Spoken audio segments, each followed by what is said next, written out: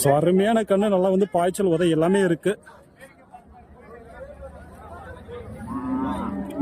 இப்போ இது எத்தனை மாசம் ஆயிருக்கு கரெக்டா?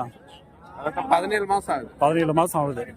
இப்போ உதை இந்த மாதிரி பாய்ச்சல் எல்லாம் இருக்கு, எல்லாமே இருக்கு. பாய்ச்சல் இருக்கு. பண்டையில் போட்டு இருக்கா இல்ல இன்னும் போட்டது கிடையாது? ஆனா பாய்ச்சல் இது மாதிரி எல்லாம் இருக்கு. சரி சரி. எந்த ஊரா நீங்க?